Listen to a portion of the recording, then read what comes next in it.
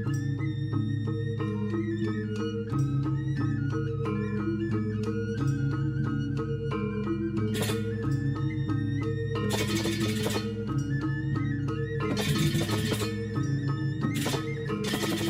real friend, selamat datang kembali dalam acara Real Highlights episode keempat bersama saya, Benedictus Joseph Arawas Puna, dengan topik Menahan Diri, Menyapi Rindu. Seperti yang kita ketahui bersama bahwa pemerintah telah mengeluarkan peraturan pelarangan mudik sejak tanggal 6 Mei sampai 17 Mei 2021. Dan pada kesempatan kali ini, kita akan berdiskusi dan membahas mengenai bagaimana pelaksanaan, bagaimana respon dari masyarakat, dan juga bagaimana kesiapan dari pemerintah terhadap peraturan yang telah dibuat. Tradisi perayaan Hari Raya Idul Fitri, atau yang sering kita sebut sebagai Lebaran, merupakan sebuah momen yang paling ditunggu oleh seluruh umat muslim yang ada di dunia. Itu pula juga dengan umat muslim yang ada di Indonesia, yang memiliki tradisi khas yang mungkin berbeda dengan negara lain. Dan berikut ini beberapa tradisi yang ada di Indonesia yang dilaksanakan saat menjelang hari Lebaran. Yang pertama, seperti kita ketahui bersama, yaitu mudik, atau kita juga sering sebut sebagai pulang kampung. Tradisi yang dilakukan oleh para perantau yang mungkin harus belajar atau bekerja di kota lain, yang akhirnya saat menjelang Lebaran pulang ke kampung halamannya untuk menuai rindu. Lalu yang kedua adalah tradisi takbiran, yaitu pada saat malam Lebaran, orang-orang pada turun ke jalan untuk mengumandangkan takbir menuju hari kemenangan. Lalu yang ketiga adalah halal bihalal pada saat hari Lebaran. Halal bihalal sendiri memiliki arti, yaitu bahwa segala kekusutan, kekeruhan, atau kesalahan yang selama ini telah terjadi atau dilakukan dapat dihalalkan kembali, atau semua kesalahan direstart kembali menuju saling memaafkan, saling bersilaturahmi satu sama lain. Lalu yang terakhir adalah ziarah kubur, yaitu sebuah tradisi saat Idul Fitri. Masyarakat berbondong-bondong untuk menuju ke makam untuk memanjatkan doa bagi keluarga dan kerabat yang telah berpulang. Dan semua tradisi ini sejak tahun 2020 saat pandemi menyerang, kita benar-benar harus berhenti untuk melakukannya secara langsung. Semua harus dilakukan secara virtual, semua harus dilakukan secara daring. Semua tidak lagi bisa bertatap muka, tidak bisa bertemu langsung. Semua hal yang terkait dengan pertemuan, semua hal yang terkait dengan berkumpul menjadi sesuatu yang tidak baik dan akan menimbulkan dampak yang tidak menyenangkan ke depan. Pandemi COVID-19 sudah berjalan lebih dari 1 tahun. Namun perjuangan untuk terlepas dari belenggu pandemi ini belum usai hingga sekarang.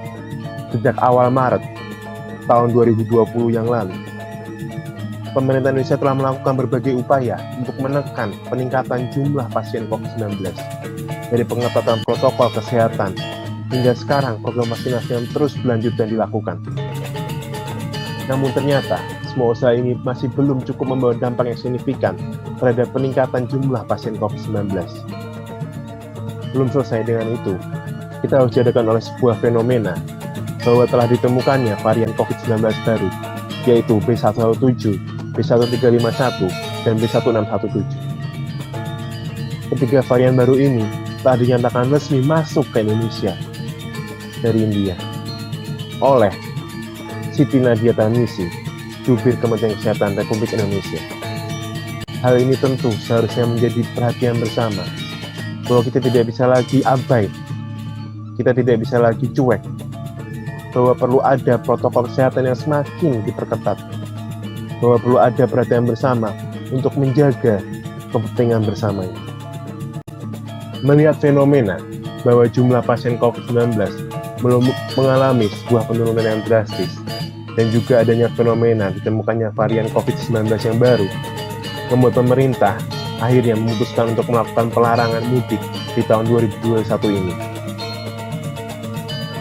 Peraturan ini telah dituangkan dalam Peraturan Menteri Perhubungan Nomor PM 13 Tahun 2021 tentang pengendalian transportasi selama masa Idul Fitri 1442 Hijriah dalam rangka pencegahan penyebaran COVID-19 yang menetapkan bahwa mudik resmi dilarang selama periode 6-17 Mei 2021 pada semua moda transportasi, baik darat, laut, udara, dan juga kereta.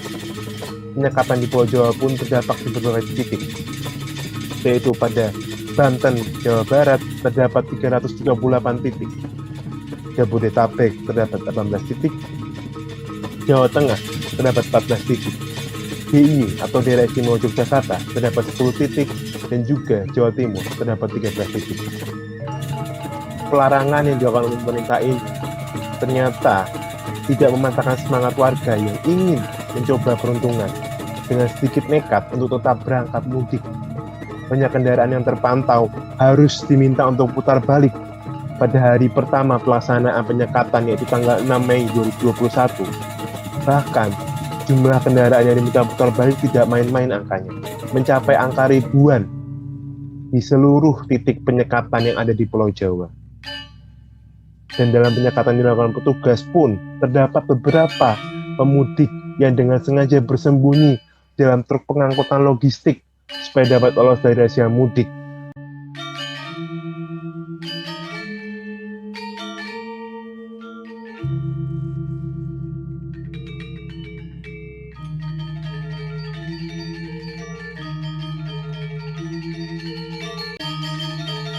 Fenomena pasca program vaksin adalah sikap permisif bagi masyarakat Indonesia yang mulai terlena dan mulai lalai dengan adanya protokol kesehatan. Adanya fakta bahwa varian baru COVID-19 selama masuk ke Indonesia ternyata tidak membuat surut semangat beberapa orang untuk mulai meninggalkan protokol kesehatan itu sendiri. Hal ini menjadi bumerang yang harusnya nanti akan dapat diantisipasi oleh pemerintah menjelang fenomena mudik pada Lebaran tahun 2021 ini.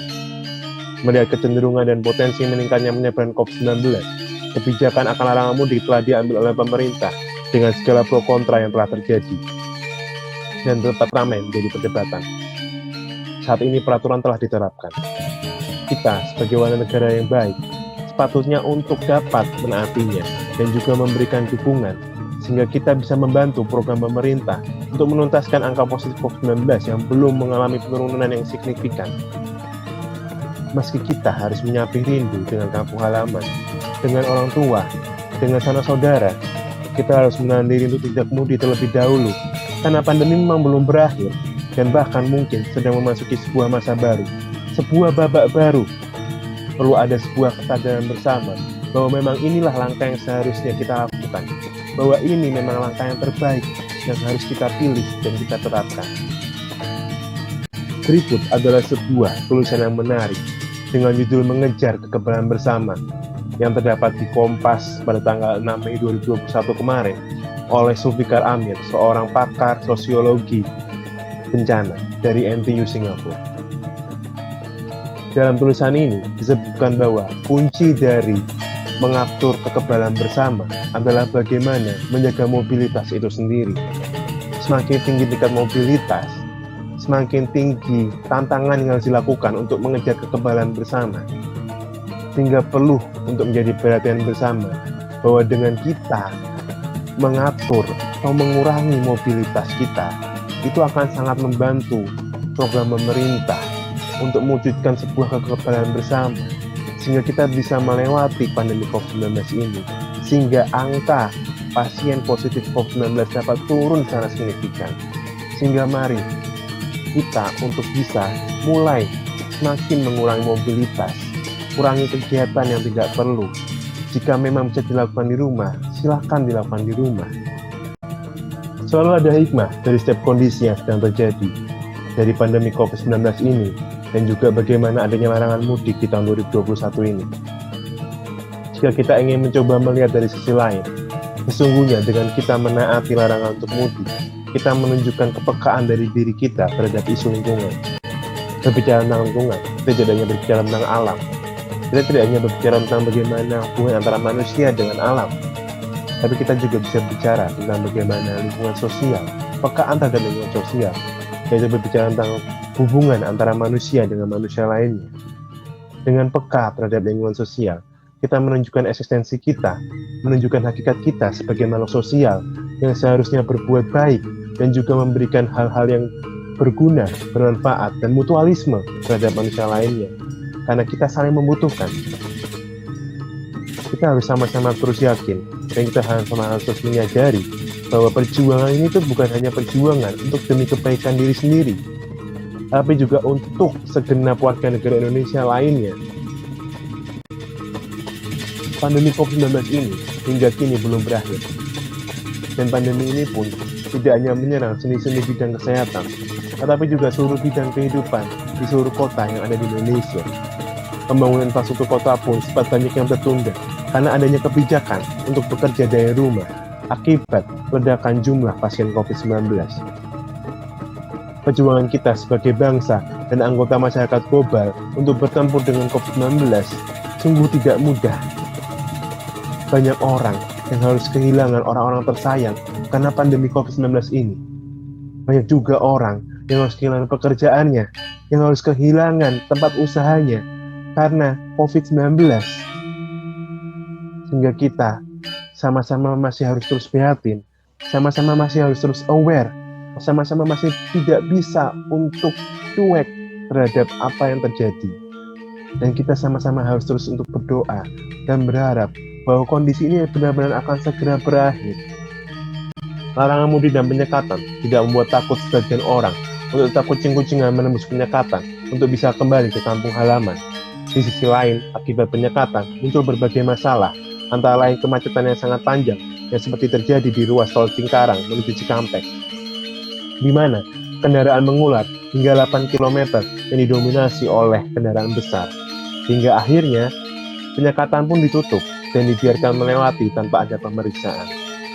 Dampak penyekatan ini mengharuskan pemerintah untuk terus melakukan evaluasi terhadap proses pelaksanaannya agar tidak menimbulkan permasalahan baru yang muncul nantinya atau bahkan mungkin akan menjadi celah yang akan dimanfaatkan oleh para pemudik untuk masuk secara diam-diam ke kota tujuannya. Dan itu kita sungguh dituntut untuk secara sadar dan ikhlas menahan diri agar tidak masih berusaha untuk dengan sengaja menerobos larangan dan penyekatan mudik yang sedang dilaksanakan demi kepentingan kita bersama. Sekali lagi, kita tidak bisa cuek dan masa bodoh. Kita tidak hanya bisa memikirkan diri kita sendiri, tapi kita juga mulai memikirkan kepentingan orang banyak dan bersama. Program Studi Rekayasa Infrastruktur dan Lingkungan Unika Sugiarto Semarang berkomitmen untuk memberikan edukasi kesehatan lingkungan sesuai dengan visi, misi, dan tujuan yang termaktub pada misi butir keempat, yaitu memberikan perhatian dan mencari pemecahan masalah di bidang rekayasa infrastruktur, perkotaan, dan lingkungan. Melalui episode keempat dari trilogi Lebaran 2021 dari Real Highlights ini, kami ingin menyampaikan pentingnya kesadaran bersama dari masing-masing pribadi untuk mampu menahan diri untuk tidak mudik. Bahwa perjuangan terhadap pandemi COVID-19 ini masih belum berakhir, dan bahkan terjadi akan masuk pada sebuah babak baru. Sehingga sekali lagi, kita jangan lengah dan jangan terlena. Menahan diri, menyapi rindu. Itu semua pengorbanan yang kita berikan dengan tidak bertemu sanak saudara di kampung halaman saat Idul Fitri. Namun niscaya akan membuahkan hasil yang positif pada kondisi pandemi di Indonesia. Kita percaya bahwa hari kemenangan tidak hanya berarti kemenangan telah menahan hawa nafsu dan berpuasa selama sebulan penuh di bulan Ramadan, akan tapi juga menjadi kemenangan kita bersama melawan penyebaran COVID-19 ini.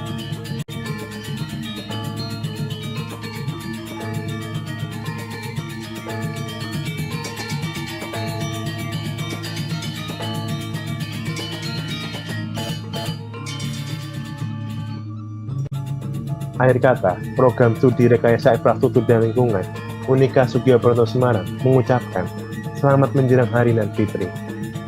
Mari menahan diri, menyapi rindu, menuju hari yang fitri dengan mengikuti anjuran pemerintah untuk tidak mudik lebaran pada tahun 2021 ini, serta selalu menaati protokol kesehatan dengan 5M. Yang pertama, memakai masker. Yang kedua, mencuci tangan pakai sabun dan air mengalir. Ketiga, menjaga jarak. Keempat, menjauhi kerumunan. Serta yang kelima, membatasi mobilisasi dan interaksi.